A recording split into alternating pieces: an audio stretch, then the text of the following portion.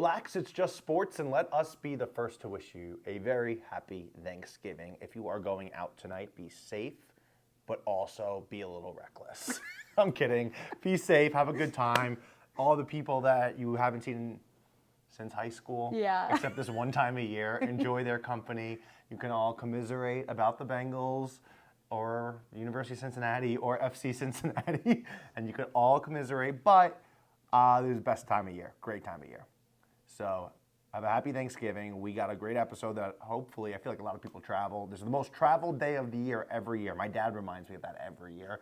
That this is the most traveled day of the year. You better get to the airport. It's been 29 years. I know. Exactly. I haven't lived in the same state as you for 12 years. I know. So download us, listen on the flight, the car, the bus, the train, your drive over to your friend's house, whatever. Thanks for hanging out with us. Make sure to like, subscribe, all those things, not while you're driving. Today we're going to talk about a lot of things. Cincinnati Bengals. We're going to talk about the Patriots game like super quick because like who cares anymore. We're going to talk about Joe Burrow just spoke because he's playing on Thursday night. Jamar Chase just spoke. He's playing on Thursday night. Thanksgiving game for the Bengals. The Bearcats, they have one final college football game, regular season. They're taking on TCU. We'll talk about the BYU loss, and we'll talk about going forward what this looks like for them. Yeah. FC Cincinnati, their season is over. They lost to Miami, and they literally did lose to Messi. I know, they did. We'll talk about that. College hoops starting to heat up a little bit. Feast week is upon us. That used to be so much cooler when we were like younger. I think it's the same coolness. I think we've just got. No, but now we're busy. Like I miss just being. I said it's home. The same coolness. We've just gotten older. Yeah, I'm so sad, but it is feast week. It is feast week. Some fun baseball stuff and Cincy dude in the news. Let's get rocking and rolling. What are we calling this? Is it the worst Cincinnati sports weekend ever? No, is it one of the worst? Or par is this for just, the course. That's what I was going to say. Or is it just a normal weekend here? It's a normal weekend in Cincinnati. Let's break down real quick what this all looked like before we dive into one. Friday night, if you are an Elder High School alum and did all this weekend, I'm sorry. Oh, yeah. I'm sorry. So Cincinnati and Xavier lost Friday. Cincinnati losing to Louisville, number 6 in the country, at Heritage Bank Center downtown. And a game that, honestly, I think they should have won. We'll talk about the game later. Xavier lost by 1 point to Georgia in a tournament style that they were dealing with. Again, that's a game Xavier should have won. Saturday night, big noon kickoff. Head coach Scott Satterfield called it one of the best days he's had at Cincinnati. They lose a game they should have won where they left 16 points on the board and lose to number 11 BYU, eliminating them for the Big 12 championship hopes. Sunday, the Cincinnati Bengals taking on the New England Patriots. I know I sound like a broken record, but I promise you I'm not a homer. I really don't care. The Bengals lost a game they should have won to the New England Patriots 26-20. The first place New England Patriots, mind you. And then, to wrap it all up, FC Cincinnati, Eastern Conference semifinals, does what FC Cincinnati does and doesn't make it to the big game despite how good they are. And Lionel Messi and Inter Miami not only won, embarrassed Cincinnati 4-0. Yeah. So I saw people online took the parlay of the anti-Cincinnati parlay. I saw the juice, all things money line was about plus 610. The only regret was not betting more. Yeah. Because who didn't see this coming? Yeah. I think at least the FC game was less shocking at that. I think 4-0? But I think for me personally, after this whole weekend, going into Sunday night, I was like, well, we all know what the outcome of this one's going to be. Sure. Messi scored like immediately, but 4-0? It was rough, but once again, in my eyes, this is how I look as a sports fan. What was it? Brenner was just missed the goal. Yeah, it was bad. It was so bad. But in my eyes, as a fan, I would rather be immediately destroyed than have to sit through a close game where we should win but lose. This was so much worse than that because every single time it started over. And it was like, we got hope. Band-Aid, Band-Aid, Band-Aid, Band-Aid. Yeah. And in all of them, except for the FC Cincinnati game, they came back into it. Yeah. So that's what I'm saying. By Sunday night, if you're a Cincinnati sports fan, you were probably like, let's go to O'Malley's in the alley. Yeah. Let's go Shout out get the second oldest bar downtown. Anywho, we support local at least. Always. Let's dissect this one by one. And we're going to start with the Bengals game. Real quick about that Patriots game. They lose 26-20.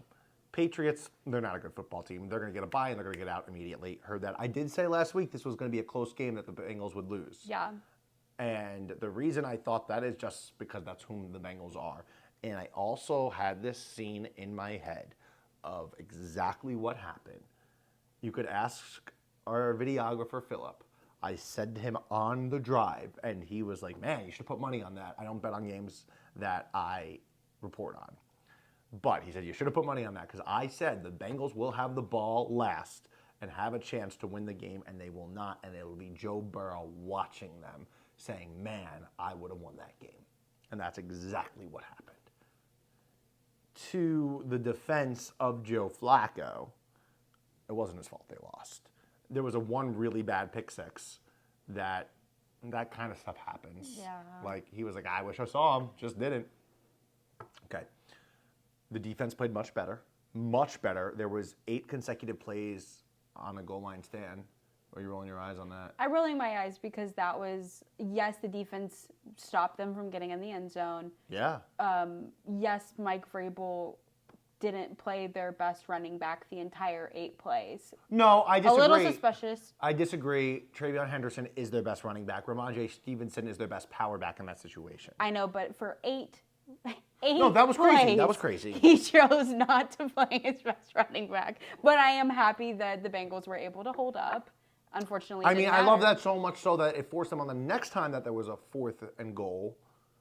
Vrabel chose to kick a field goal. Mike Vrabel, the head coach of the New England Patriots. Yeah, no, it was worth it for the Bengals. I just question Mike Vrabel in that situation. Sure. His team's 10-2. Yeah. Frauds, but 10-2. I agree, but they're 10-2. Pick 6 by Geno Stone. The defense played much better. And, like, I'm out here every week hammering the defense. Mm-hmm. They improved in the Steelers game, and they played much better against the Patriots. A Drake May, who was in the MVP conversation, literally still is in the MVP conversation. Not in my conversation, Not but in yours, sure. but in the national Yes, convo. and he is in the national conversation because they played a bunch of rinky-dink who's. Matthew Stafford, who does come up again momentarily, is the MVP for me, and I don't even think it's close. With all of that said, the Bengals lose. Yes. I don't think. I do want to talk about the T. Higgins injury. That was bad. That was really bad. He got, I don't have confirmation on this, but from what I saw in both with my own eyes and him and our video, in our video, something just behind the scenes real quick, it's so loud on the field that you don't always get to hear all the things that happen on the field. Sometimes, if we're close, it just so happened our videographer was right, 15 yards away from that play, and I was going through the footage he shot. You could hear the thud he hit the ground with, and it was bad. I'm so happy he stood up on his own accord. That was lights out kind of. Yeah, that's Chris Olave level of concussion vibes.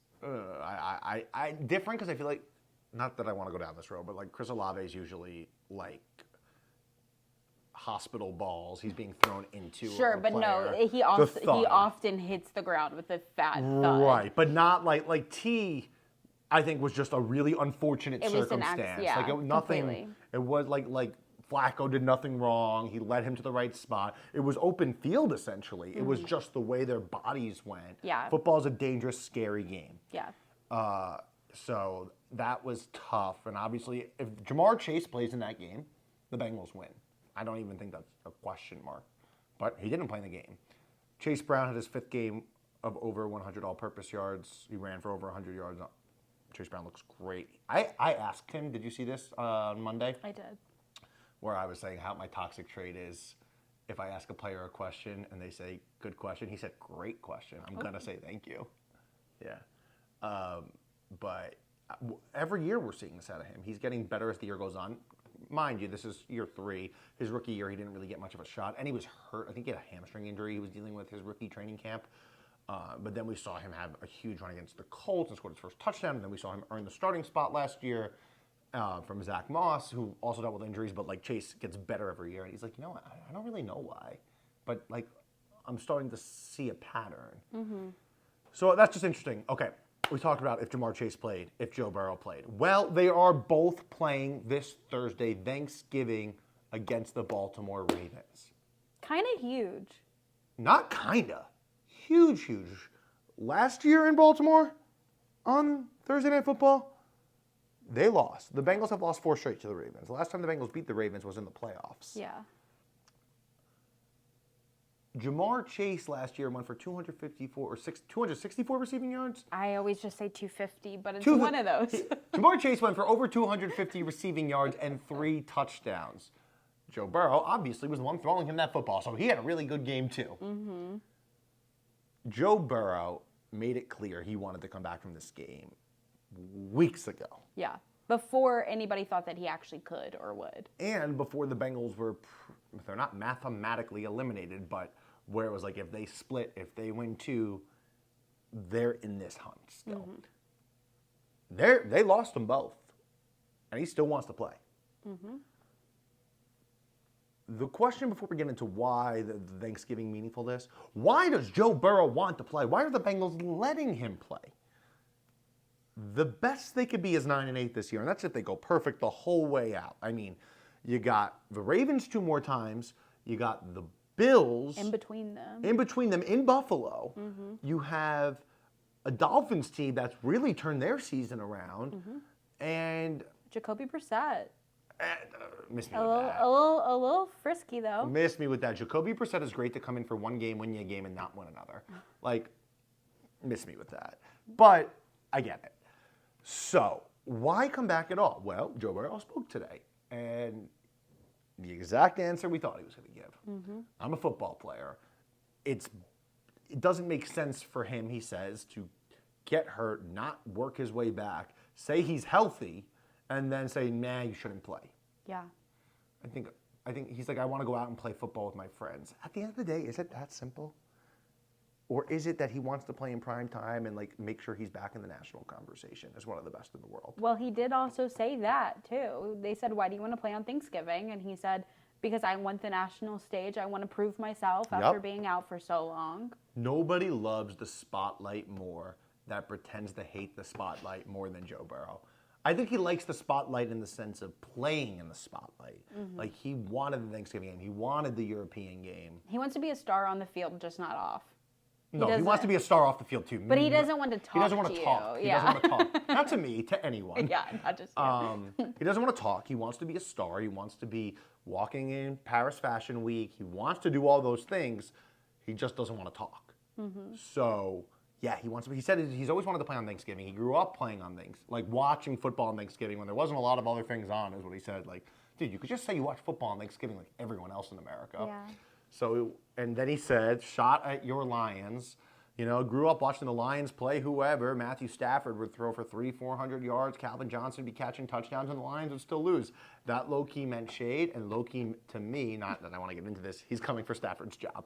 I'm not saying that in Cincinnati. I'm just saying. What's the worry about the game right now? Yeah.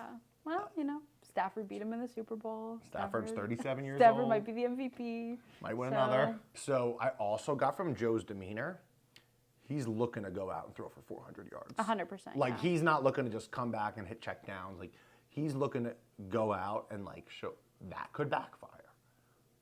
Or it could be Joe Burrow goes out and throws for 400 yards. Yeah. I mean, I think with this Ravens team, it's 100% possible. This defense is still a mess.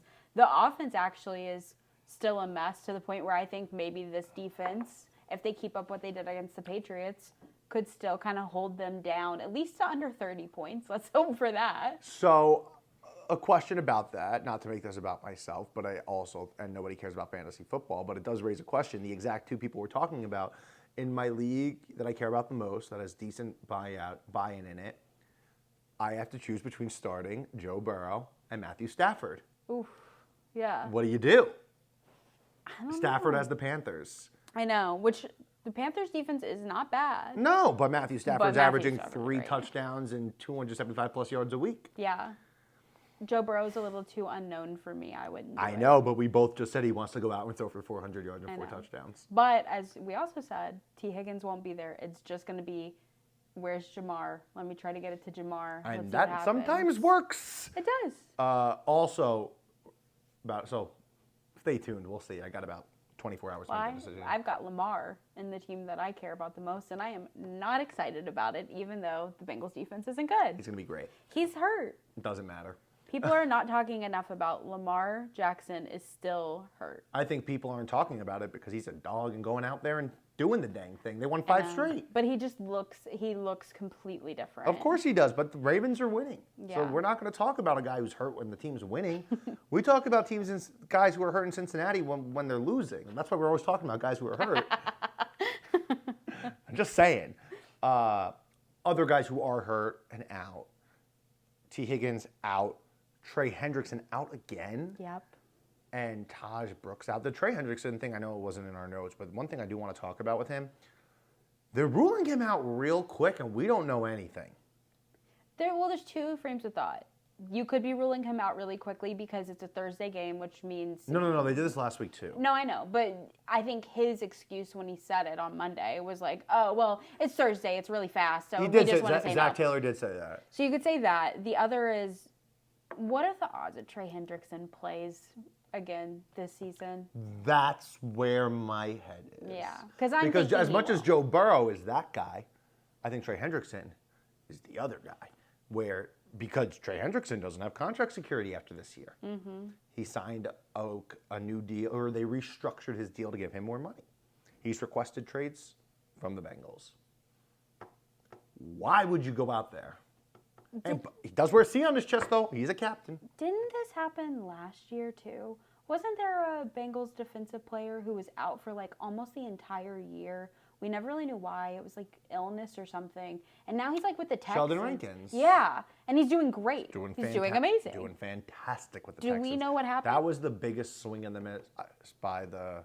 I think there was times where he was ill, but nobody knows. Yeah. I mean, I'm sure somebody knows. I don't know. Yeah, but none of us know. I mean, Sheldon was nice enough to me, but he wasn't a guy who was like jumping back and up and down to do media. Yeah, and he's also not going to be like, hey guys, I'm feeling great, but I'm not going to play because... No, but like guys who I'm cool with will have a candid conversation with me, like, and be cool, like, and just be like, maybe a wink and a nod, and at this point I'd probably feel comfortable sharing it because I don't deal with him anymore. Yeah. I mean, I wouldn't want to burn a relationship, but I didn't have that with him. Yeah.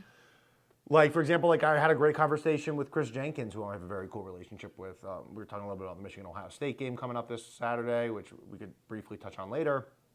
But Chris, was talking about, because I was talking about how he punched that ball out, and it came right back, I think, in the Drake May's hands, right? Mm-hmm. It was in the Drake May.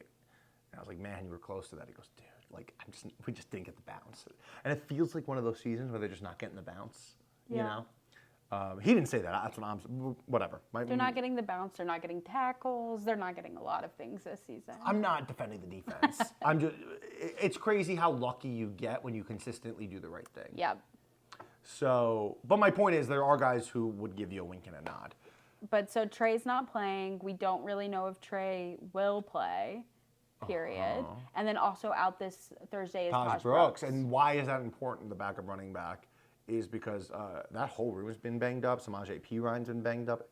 Is Perine playing this Thursday? I forget. I think he's fine. I think he's back, yeah. But Chase Brown on 4 days rest might be carrying the ball 30 times, which he loves. Chase loves that. I remember I asked Chase one time, like, because he's so fast, like, when did you know speed was going to be your ticket? He goes, bro, I'm a bell cow. Like, I don't know what you're talking about. He goes, I didn't realize I was fast till I was older. Like, in Illinois in college, he would just get the ball every play. Real quick, do you want to talk Flacco or Jamar next? Let's go ahead and talk Jamar because he's on the brain. So Jamar Chase issued an apology after being suspended for the game. He issued an apology. He went too far. He admitted he went too far. He took full responsibility. He was asked today in his press conference about when did he know that it happened. He goes, I knew when I did it. Mind you, he didn't tell us why he lied to reporters after the game. Obviously, it's because he didn't want to get caught, but he didn't tell us that. So what was the most perplexing that I had the most people texting me about, DMing me about, you asked me about it before we got on.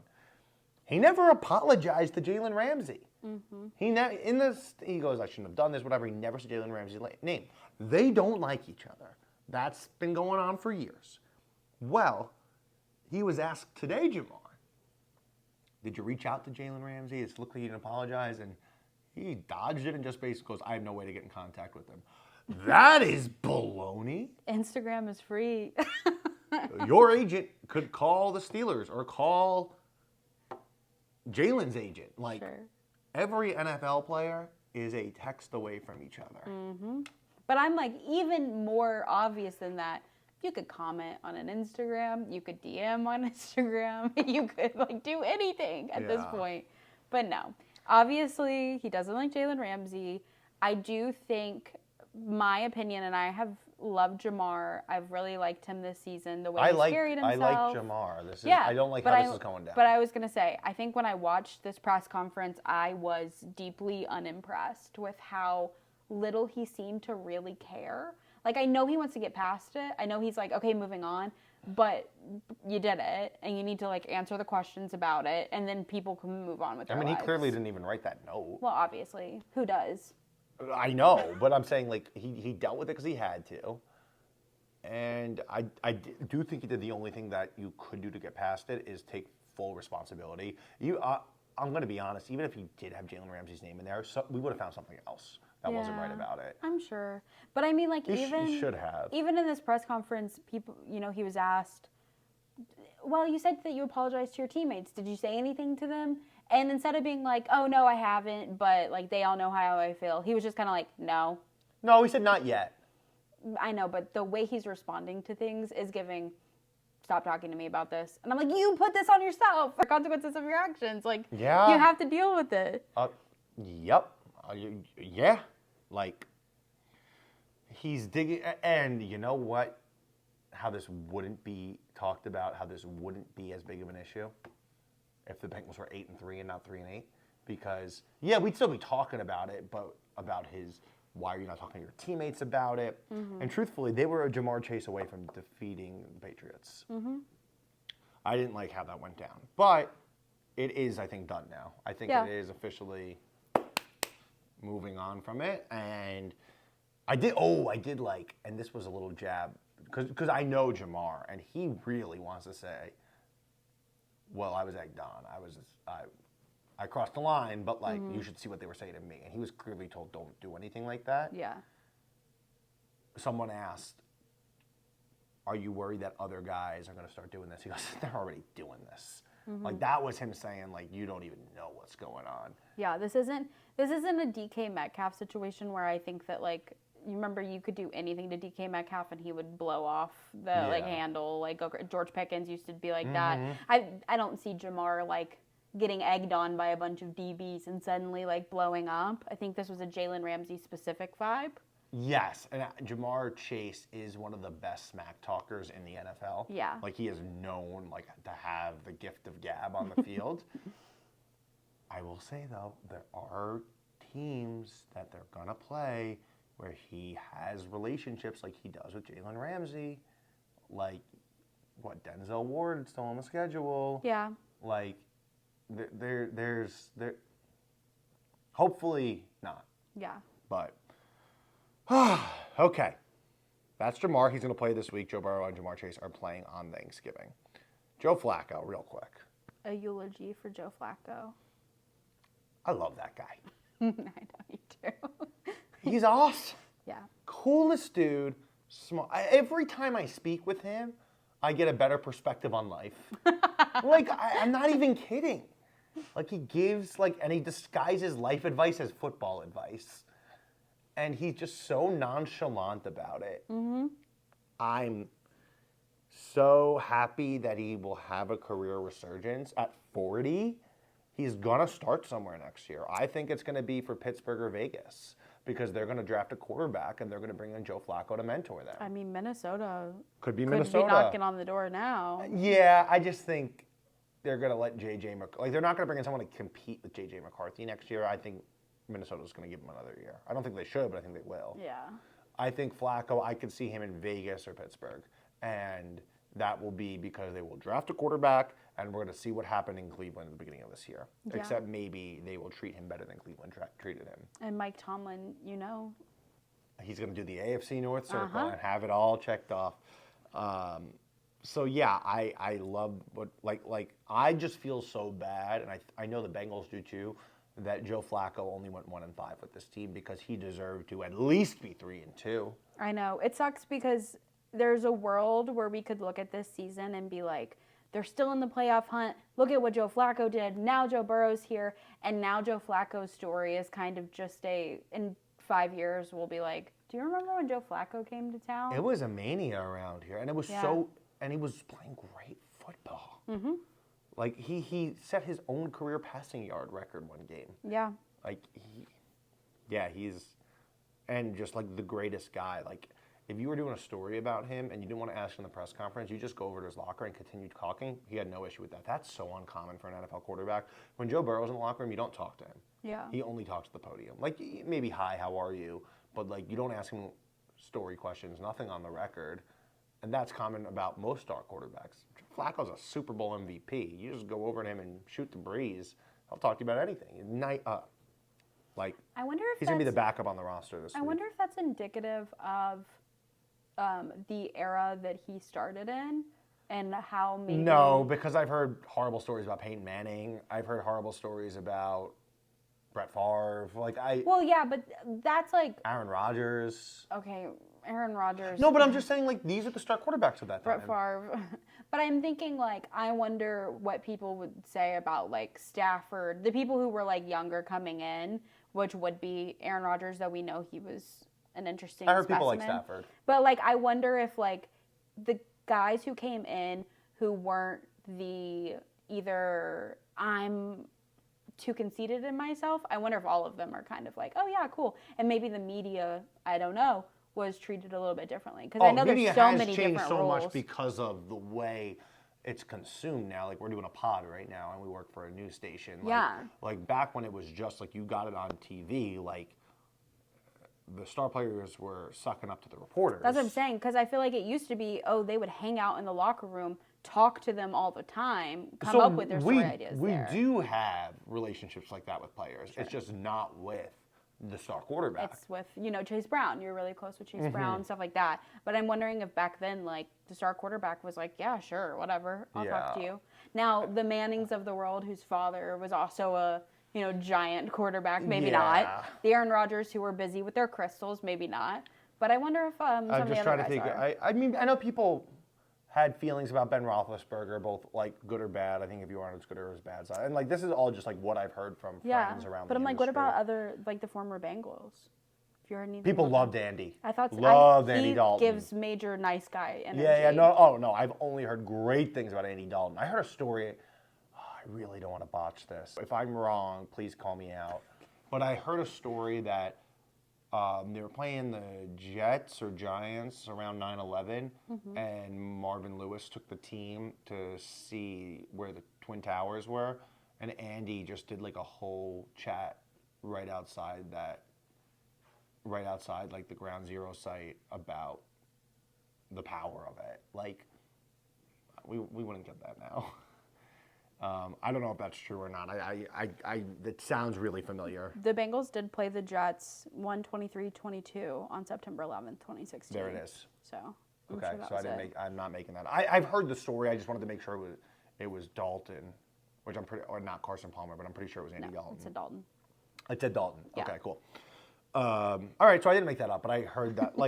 Yeah. So so my point is, it's more of a case by case person. Yeah, than era. Because I actually have another take that I was just saying to a colleague recently. I think the younger generation, like the Gen Z young millennials, so like 28, 29 and younger, are way better to deal with.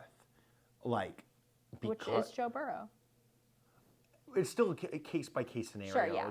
Joe's an A-list celebrity. He's not a football. He's a football player. He's an A-list celebrity. It's a lot of, like, talking to, like, guys who understand media, like, who understand Instagram and TikTok and Twitter, X, and Reddit, like, who they might not have ever turned on TV before. Like, I have kids who, like, I see at high school football games who be like, how do I watch Channel 9? I go, you turn on Channel 9. Yeah. And they go, what's a channel? Exactly. Like YouTube? Like, they don't know what it is, but that's okay because they're still consuming the content.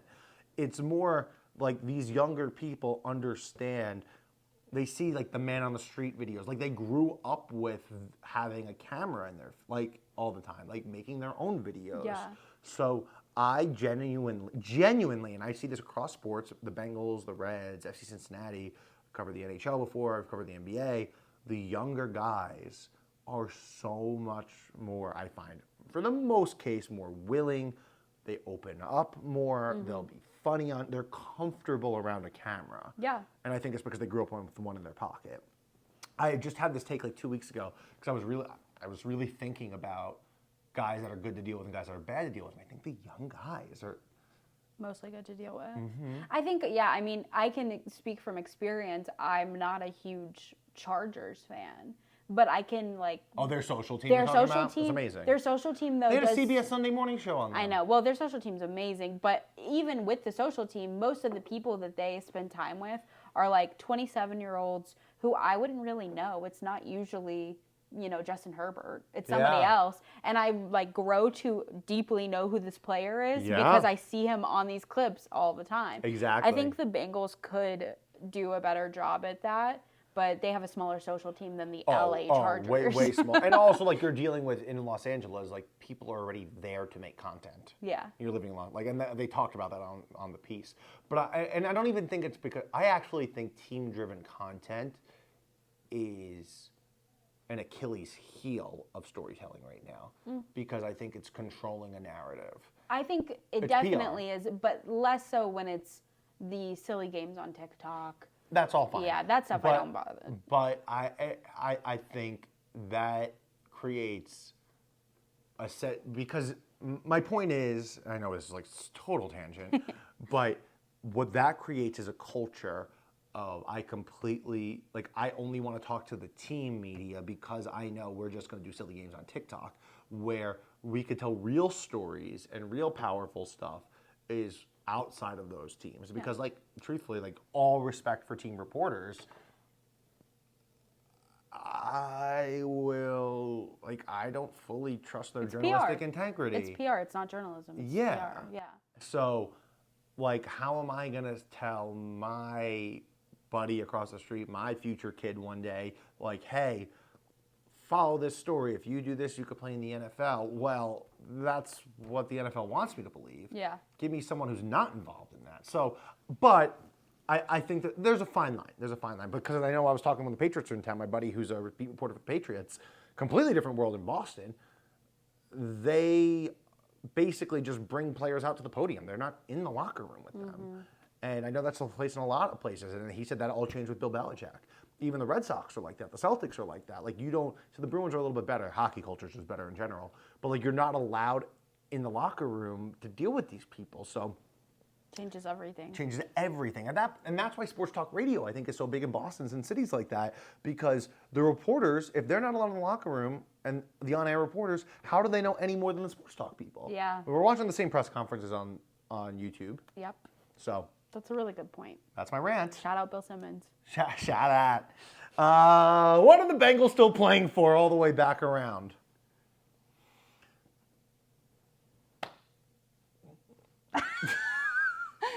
They're playing for a winning record. They're playing for the winning record. They're playing for fans. They're playing for Joe Burrow to build momentum towards next year. They're playing for The 0.8% chance that they have to make the playoffs. Coaches are coaching for jobs. Director of personnel is directing personnel for a job. Yeah. And that's what you're playing for. Like, hey, you know they're going to go 9-8 because they go 9-8 every year. This is how this story goes. And they're going to be in it in the last game of the year. And because of the math, because they lost so much earlier in the year, they're not going to get in. It'll be like the Bengals need to beat the Cardinals and 14 other teams need to lose. And But you'll have to watch also, all of them. Beat the Ravens twice. How good did that feel? Yeah. Beat the Bills. Hey, Josh Allen, we still own you. There's stuff to play for. Yeah. It's just demoralizing to talk about when they lose 7 of their last 8, and we're like saying if you lose 8 games in a season, you can end with a winning record. I think it's game by game. See Joe Burrow get fully healthy, have a fully healthy offseason, and build this. This is Al Golden's first year as defensive coordinator, and we're seeing improvements. Yeah. Improve the rest of the way. Bring back this defense is very young. If they could say, okay, what we did earlier was because we were young, dumb, and full of love.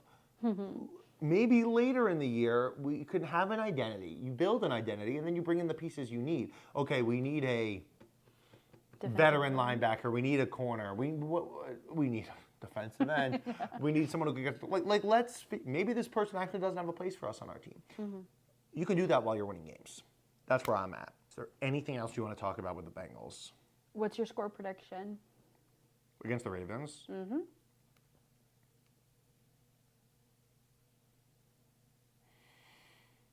Do, do, do, do, do, do, do. 38-35. Oh my goodness, okay. And it's not going to be because of a game-winning field goal. It's going to be one team has the ball left and they don't score a touchdown at the end of the game because the defense comes up big. Which team is that? Yeah, which defense is coming up big? Cincinnati Bengals defense. Oh, wow. That would be huge. Yeah, no, do I believe that's going to happen? I have no idea. Yeah. I will say Ravens-Bengals games are the biggest coin flips of all time.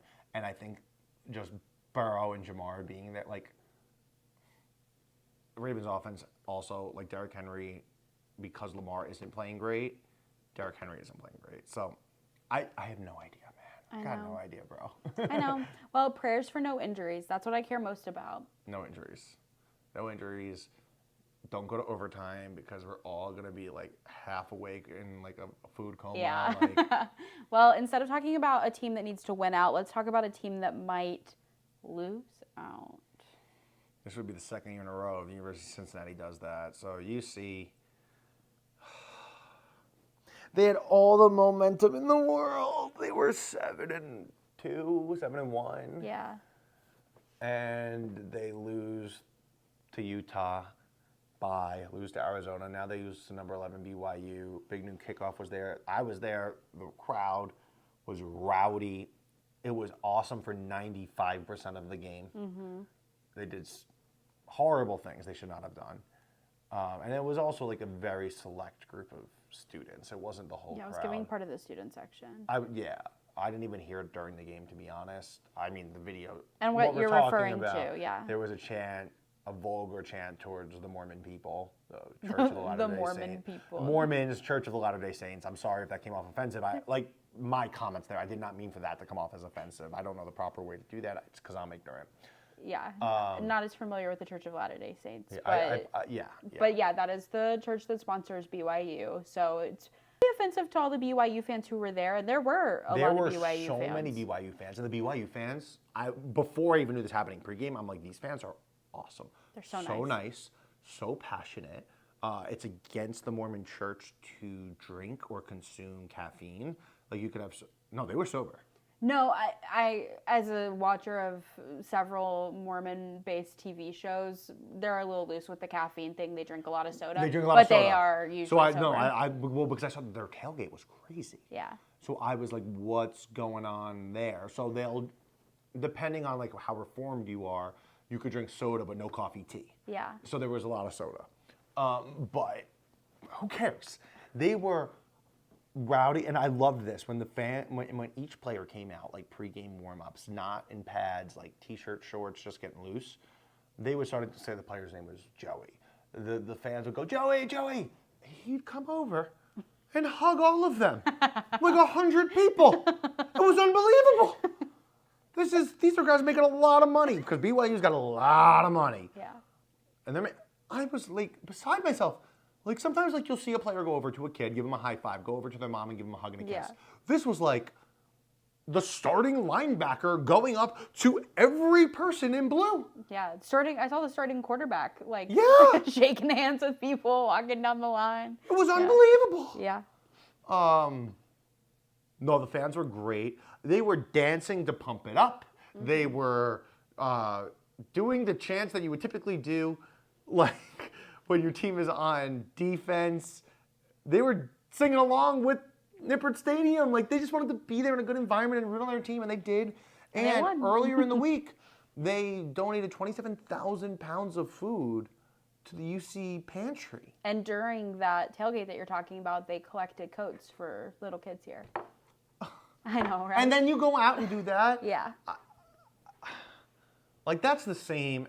Like, Mormonism is a religion. You don't have to like it. You don't have to agree to it, but you got to respect people. And, like, they were disrespectful, and I was really upset to see that. Yeah, it was messed up. We talked to a girl who actually, I didn't realize that BYU has such a decent alumni group here in this area. Interesting. And we talked to a girl who went to BYU who's from here, and she was just talking about, maybe they were drunk, giving them the benefit of the doubt, but yeah, no respect there. The AD apologized. The AD is one of many ADs who has apologized for that comment. I want to know if they're going to get fined, because University of Colorado got fined by the Big 12, and there's evidence of it. I feel that was very embarrassing for the city of Cincinnati. Hopefully it was a few kids who learned their lesson and they won't ever do it again, because hate speech is horrible. Also embarrassing was that loss. Yeah. And it made no sense. I spoke with Satterfield today. Okay, they left 16 points on the board. 3 of those were from 3 missed field goals by Steven Rusnick, who's missed 1 field goal in 2 years. It was rough. The first 2, he said the first one he missed. The second one he tried to compensate for the miss. He overcompensated. Satterfield explained it. It's kind of like a golfer, amateur golfer trying to compensate the swing. And the third one was a bad operation. Yeah. He had a bad hold. 9 points for a guy who's only missed 1 field goal in 2 years. I know, it's rough. So that stunk. And I said, at any point were you not having confidence in your guys going back out there? He goes, no. He made every field goal but 1 for 2 years. When am I gonna? He's gonna make the next one. And he said this week against TCU, he's got full confidence in him again. And I think he should. Then there was also the 4th and 1 within the 10-yard line. They get stopped. Yeah, that was rough. And it wasn't close. No. It was stopped. It's not. It stinks because they were in it till the very, very end. They just needed their defense to make a stop to give Brendan Sorsby the ball one more time, and it felt like they were going to go down and win. But the defense couldn't make a stop at the end. Defense couldn't make a stop at the end, but the offense was held back majorly. Right. At the end of the game, they found their momentum, though. Yeah. When they threw a touchdown with, what, it was 5-6 minutes left? I think it was 4:30. 4:30, so it was enough time to make a stop, get the ball back, and they got 2 first downs. Yeah. I feel bad because this is a really good senior group, and it was senior night, and it was emotional, and, it always is, and Nip at Night, besides what we talked about with the vulgar chant, was an electric atmosphere. Yeah. Big noon kickoff went really well. The fans loved it, and that's kind of what it is. So where do you go from here? They play TCU to end the year. If you end the year 8-4. You have significantly improved every year under Satterfield. Yeah, but each year feels disappointing. Because of the hope that you had. I think this year specifically. I think you can't look at it like that. You have to look at it at a macro, not a micro. Well, and I'm just telling you exactly how a fan will look at it, which is, oh my gosh, I had so much hope. We're going to do this. We might go to the Big 12 championship. We lost 4. The only way I think you lose hope is because Sorsby is eligible for another year of college football. Mm-hmm. The only way you lose hope is if he says he's transferring or is entering the draft. I don't think he'll enter the draft, but if he transfers, that's a tough spot to be in. Yeah. Because you could get another great quarterback, but he's a really good quarterback. So they're gonna hit the portal. Signing day is next Wednesday, and that's it. Bowl game. They will make a bowl game. They will. Which is great. And it could be a good bowl game, because if they go 8-4, you make a good bowl game. Mm-hmm. Will people play? When will they play? I think there's going to be a lot of tension around there. And we'll see if they lose 4 straight to end the year, a year after losing, 5 straight to end the year? I believe so, yeah. That's tough. So before we look too far into the future, I want to see what happens against TCU. If your guys rally to win on the road for the last game of the year, it says something. Mm-hmm. Another loss, FC Cincinnati.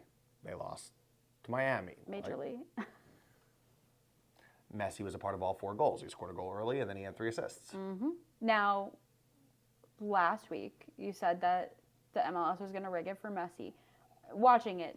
Didn't have to. I was about to say, didn't feel like it needed to be rigged. You can't have an off night against the best player in the world. Mm-hmm. And that's what happened.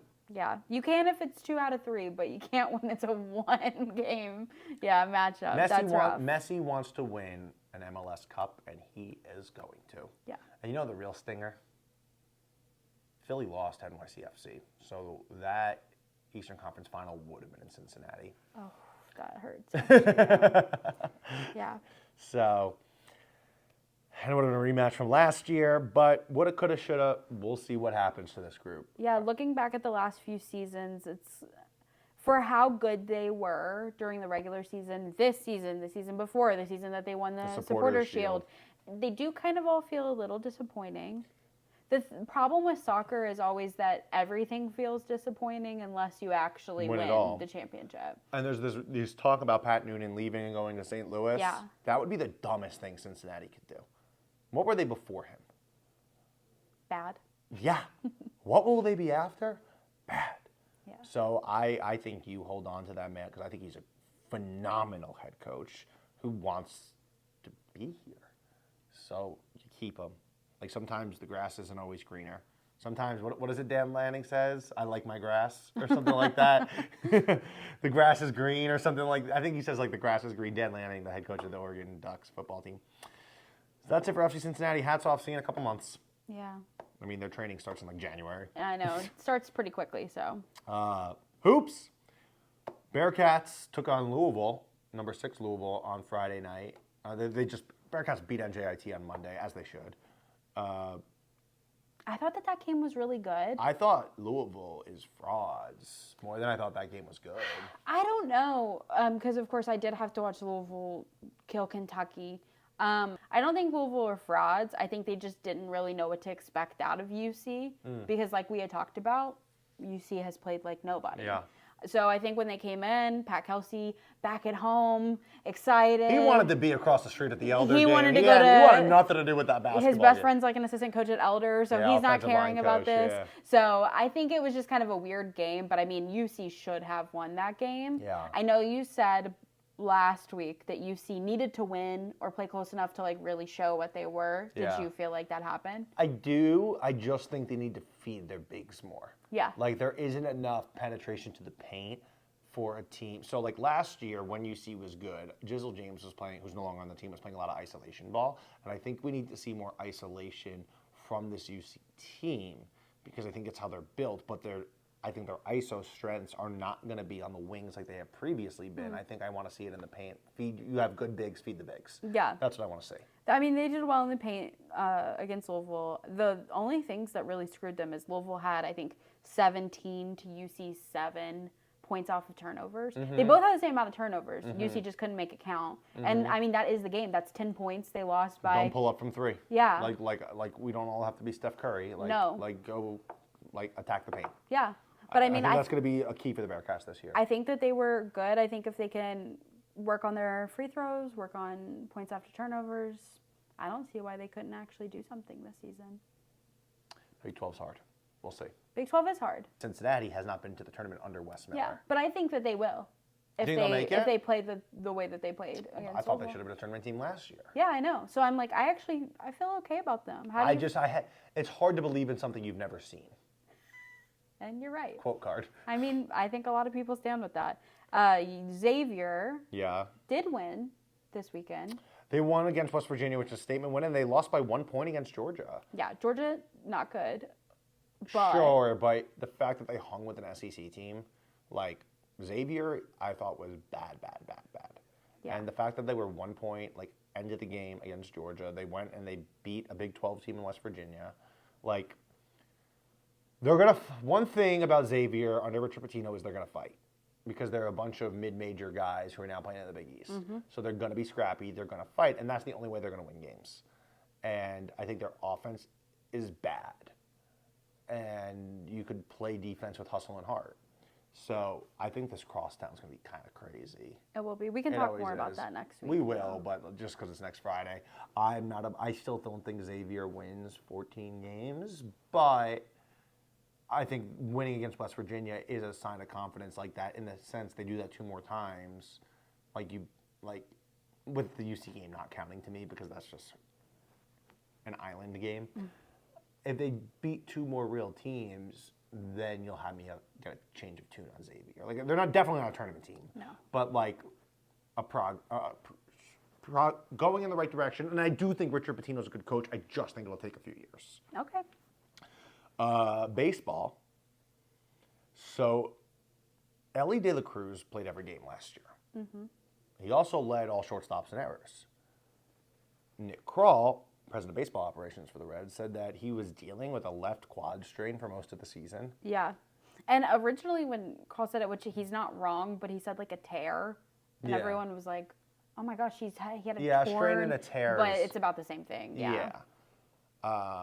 There's talk about like, oh, should Ellie be in the outfield? Should Ellie be whatever? Like Terry Francona also said like he's gonna play short. Yeah. Well, and the specific quote that you're talking about is Kroll said, by the way, if you look at his numbers, he made 12 errors through towards the end of July. That's when he got hurt. So like 12 errors before then. And then right after that, he made 14 more. Yeah. So it's like clearly after injury, because end of July, there's significantly less time in the season. Mm-hmm. He still had just as many, if not more, errors. So I think Kroll was trying to say, were those errors due to injury? Probably. That's what he wants to put out there. Yeah. I think one of the things about Ellie, I feel comfortable sharing this. I had a conversation with Barry Larkin, one of the best shortstops in baseball history, Hall of Famer, Red, World Series champ, Cincinnati kid. Barry was telling me last year when I was asking him over a meal about Ellie playing short, and he was like, it's always going to be hard for him, and it's going to get more difficult as the season goes on because of how big he is, because how long he is. He has to exert that much more energy on every ground ball. So because we're taught, like, not to get too in-depth, but like release points for a shortstop, for any infielder, is so important. For him to hit his exact release point every time, it's going to require focus, where other guys can maybe just field it, toss it, whatever. Yeah. Like, as the year goes on, the focus is going to be more important. So now if that happens and you have an injury, like, that's going to happen. So, but also you play 162 games, you're going to get injured. Yeah. Like, your body's not meant for that. Yeah. I credit the heck out of him because nobody does that anymore. So I'm interested to see what happens next year because I'm still a big Ellie believer. Because his flashes are so high that you just got to make the ceiling the floor a little bit higher. Yeah. No, I love Ellie. Is there any other Reds talk? Well, I noted, but I don't know if you want to talk about this. Pagan's a free agent, mm-hmm. So people are trying to figure out who the Reds will have as their closer. Will it come from inside? Well, who knows? Because Pagan wasn't even going to be the closer at the beginning of last year. And that's kind of what I was thinking. I was like, he kind of got picked at the beginning of last year. I mean, I think unless you are Mariano Rivera or a Billy Wagner or like these guys who go on to have plaques in Cooperstown, no one's a safe closer. Yeah. So I think those days are changed now. Like, you might have a role as closer, but like, when have we really seen a traditional seventh inning guy, setup guy, closer consistently year after year on a team? Aroldis Chapman. That's what I'm saying. Yeah. Like, and Aroldis Chapman is like 500 years old and we'll still probably, doing it. I mean, like, if we're just talking about talent, he will have a plaque in Cooperstown. Like, obviously, he might not because of off-the-field stuff. Yeah. But, like, that's what we're talking about. So, like, unless you're going to have a plaque in Cooperstown one day, no closer is ever going to be consistent on a team anymore. That's just my opinion. So, Emilio Pagan was really good. There's a chance someone else will be the closer. Maybe it's Big Sugar. Who knows? Yeah, I'd love that. I don't know. They haven't even got the spring ball yet. Yeah, like, I know. It feels so far ahead. But. Yeah. But not really. Winter meetings are next week, and then we already had the general managers meeting. I'm more worried about the lockout, if anything else, but we'll talk about the lockout as it gets closer. All right. Cincy Dudette in the news. There's paintings of her around town. She comes home. She gets a party every time. You might have missed this if you don't watch the NWSL, but if you do, well, it was on at the same time as the UC game. I know. So I hope you had two TVs, but you watched it. I did. And you watched Rose Lavelle win a chip. I did. Go for it, Queen. No, I obviously grew up playing soccer. I love Rose Lavelle. Obviously. I feel like I've talked about it before. Well, now you're talking about it again. But now I can talk about it again. No, I grew up playing soccer. Love Rose Lavelle. Love Rose Lavelle. As every girl should. Every young girl who plays soccer or any sport should love Rose Lavelle. Yeah, I always thought she was amazing. She had never won an NWSL championship. Crazy. It's a little crazy until you look at it and it's like, oh, well, she was on Manchester City when they won the FA Cup. You know, yeah, sure. she's had some other acclaims, but she had never won the NWSL Cup championship. Now she did it. She scored the game-winning goal against Trinity Rodman's Who's Washington also from Spirit. Cincinnati, right? No, not Trinity Rodman, but the goalie's from Cincinnati. The goalie is too, yeah. No, Trinity Rodman. I didn't mean to say Trinity Rodman. I'm just saying the goalie for the Spirit. But she scored the game-winning goal, won the championship, got championship game MVP. Yeah. I love Rose Lavelle. Just add it to the trophies. No, hell yeah, Rose Lavelle. We love that for you. Mount Notre Dame Hall of Famer. Yeah. She's awesome. Whenever she comes back to town, very generous with her time, very kind. Happy And a for her very and her just family. like Midwestern girl. Like, Well, she fully is one. no, but I'm saying like, you know, I feel like every time she like does interviews and stuff, she's just like, yeah, happy to be home. Can't wait to go to Skyline. Probably just gonna chill with my dog. Like nothing crazy. Yeah, she's just a good person. Yeah. Super happy for Rose. All right. That's our Cincy dudette in the news. Is there anything else we got to talk about? Because it's Thanksgiving. Have a great Thanksgiving. Is there anything else we should hit? No, I think we're that's about good. Next week we'll definitely dive into the crosstown shootout. Yeah. Hopefully a Bengals win as they get ready to take on the Buffalo Bills. Mm-hmm. And, you know, maybe something interesting will come out of the MLB winter meetings. It always does. I mean, that's when the Juan Soto trade happened last year, or signing happened last year. So everyone. Kyle Schwarber. That's kind of what I was. Yeah, I was wondering if Kyle Schwarber will be announced at MLB winter meetings. To be clear, not for the Reds. I don't think for the Reds. Just wanted to be well, we clear did. for Well, you. real quick. Because I know we got to wrap the show up. But Kyle Schwarber did come to Middletown. I know. Well, that's where that right. poster's from. If you're listening, there's a poster of Kyle Schwarber from Middletown High School behind us. And he was asked about the Reds. And he said, yeah, you know, like I grew up going there, like Love them. But to me, everyone online took those quotes, and you could see it on my social media pages. I posted it. Everyone online took it as like, not everyone, but like some of the big media outlets were like, oh, this sounds like he wants to come home. And to me, I'm like, it sounds like he doesn't. So to me, it was giving, I loved the Reds growing up. There is no way that I will get the money I need from the Reds. And also, I don't think it's smart for the Reds to do it. Like, because if he wasn't from Middletown, we probably wouldn't even be talking about it, because he requires way too much money to hit home runs in a ballpark where it's super easy to hit home runs. I know, but he also hits home runs in ballparks that aren't super easy. Sure. But like, it's never, the Reds have never worked well when they've spent the majority of their money on a home run hitting slugger. Ken Griffey Jr. I Adam agree. Dunn. Like, it doesn't work here. I hear you, but I also like remember that Kyle Schwarber hit like 4 home runs this season in one game, and I think, wow, that'd be really great. Sure, but like, I also would really want to make sure we have a bullpen who could get through a game. Sure. I'm not saying I wouldn't be thrilled to cover Kyle Schwarber. Yeah. I just think if you don't have unlimited money, a positionless power hitter maybe isn't the place to put 70% of your team's salary. And I'm saying put 80% on it. Fair. All right. That's Relax It's Just Sports. Thanks for hanging out. Make sure to tune in and like, subscribe, comment, Spotify, YouTube, Apple, and hit us up if there's something you want us to talk about. We'll talk about it. Thanks for hanging out, and have a very happy Thanksgiving.